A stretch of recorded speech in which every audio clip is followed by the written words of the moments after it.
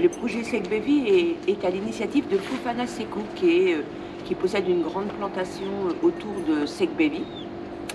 Et donc, face au constat de la précarité des cultivateurs de DVA et de palmiers à huile qui sont sur le village, certains sont directement propriétaires de petites parcelles, d'autres sont ouvriers de plantation et la majorité des villageois ont un revenu qui est vraiment inférieur au SMIC local.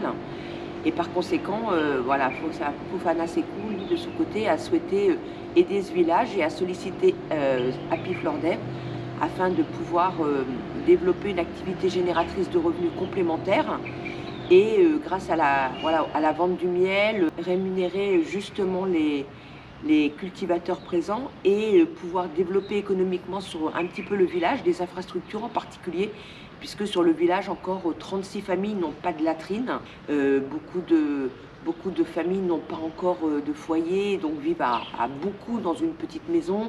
Il y a pas, l'école est surchargée avec en moyenne 60 élèves par classe, etc., etc. Donc il y a vraiment un gros besoin de développement économique des infrastructures sur le village.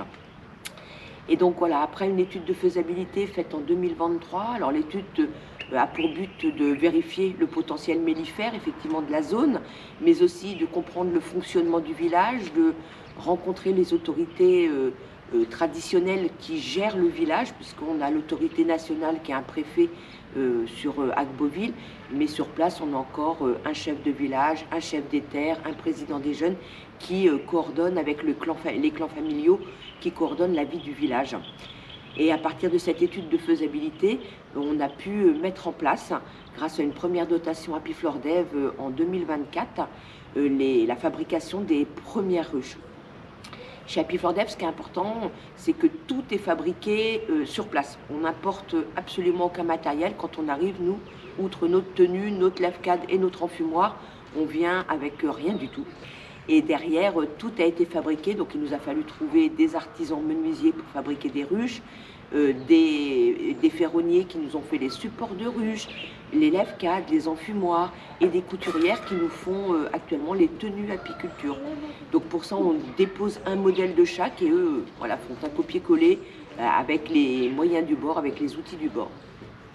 Ici, on a choisi de travailler avec la ruche Fonge, qui est une ruche qui a été créée par Christophe Fonge, qui est un Camerounais, et qui est vraiment adapté à l'apiculture de production, mais aussi à l'abeille africaine, qui est la Dansonique, qui est une abeille plus petite, plus vive, avec un développement horizontal et non pas un développement vertical comme nos abeilles. Donc la ruche Fonge, c'est une mini kenyane sur laquelle on peut mettre des hausses pour récolter le miel. Le travail avec hausse a un côté très pratique parce que ici, il n'y a pas de moyen de transport sur le village, il n'y a pas de voiture, il n'y a pas de pick-up, il n'y a pas de toutes ces choses-là. Et nos ruches sont vraiment en brousse. Mais vraiment, quand on dit brousse, on est dans de la forêt, il faut y aller avec la machette pour passer, etc. Donc là, la ruche Fonge permet que les cultivateurs passent avec un seau bien étanche et puis au fur et à mesure que les rayons sont operculés, ils les récoltent au fur et à mesure de façon à laisser de la place et on n'a qu'une seule hausse pour limiter les manipulations de matériel qui sont complexes en brousse parce qu'il faut tout porter sur la tête ou sur les épaules, quoi.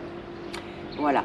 Donc cette année 2025, on est très fiers d'avoir obtenu une deuxième petite dotation de 3 000 € qui nous a permis de lancer en fabrication 40 ruches, 5 tenues supplémentaires, des lève-cadres, des enfumoirs, pour qu'ils puissent vraiment développer et démarrer l'activité. Donc on est venu cette année avec Christelle qui s'est lancée en aventure avec moi et derrière on a donné un premier niveau de formation. Donc on a posé 2 ruches le lundi, le vendredi elles étaient déjà peuplées. Donc ça nous a permis de faire une formation pratique.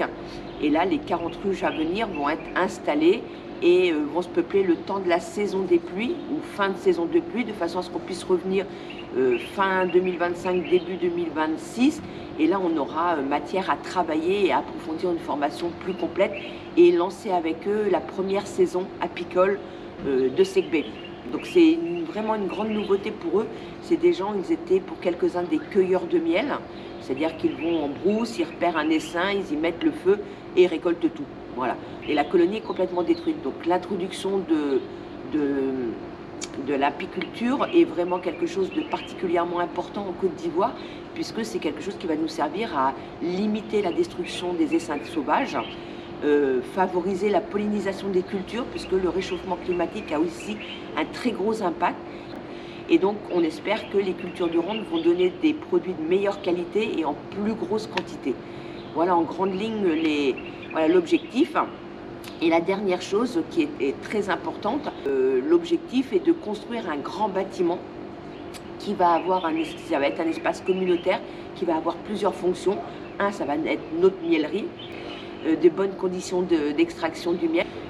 Et puis derrière, une pièce qui va nous servir pour faire de la formation d'apiculture, mais qui va être aussi un foyer pour les jeunes, qui va aussi servir de salle de réunion pour la coopérative locale, etc. Vraiment un espace communautaire. Et puis une petite salle qui va être un point santé, puisque actuellement, il n'y a pas du tout de point santé et les femmes, tout comme les hommes, quand il y a le moindre souci médicaux avec les enfants ou eux-mêmes, ils doivent parcourir plus de 7 km en chemin de brousse pour accéder au premier point santé, qui est une infirmière. Et bien dans ce cas-là, c'est 14 km pour aller à l'hôpital le plus proche, c'est à pied. Donc du coup, voilà, c'est une journée perdue pour aller soigner un enfant ou soi-même. Donc là, l'introduction d'un point santé permettra d'avoir une infirmière présente quelques jours par semaine sur le village qui pourra assurer tous les premiers niveaux médicaux. Donc c'est vraiment capital. Et on va construire une bonne quinzaine de latrines qui permettra aussi de régler beaucoup de problèmes d'hygiène parce qu'actuellement tout est fait en brousse et on constate des problèmes maladies, des problèmes de sécurité aussi pour les femmes. Naturellement, c'est délicat. Et puis d'hygiène, c'est vraiment, il y a tous ces problèmes d'hygiène. Donc voilà, en grande ligne, tout ce qui va être fait sur le village. Et tout dernier point, il faut savoir qu'on lance avec les femmes une grande zone de maraîchage. On a déjà cette année pu fournir des semences, des pioches, des machettes et puis financer le défrichage d'un terrain. Et cette zone de maraîchage vise à une autonomie alimentaire des foyers parce qu'elles vont produire tous les aliments de base alimentaire comme la courgette, le gombo, l'oignon, la tomate, tous ces aliments qui sont indispensables dans la cuisine ivoirienne et serviront à compléter alimentairement le foyer.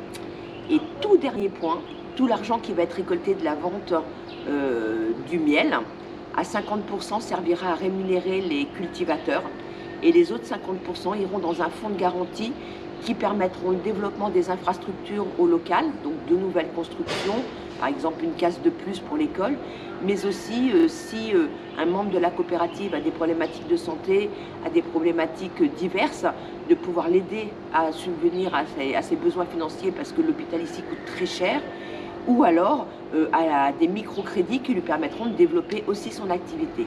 Voilà. Eh bien, je vous souhaite un bon visionnage de toute cette aventure qui est la nôtre ici en Côte d'Ivoire.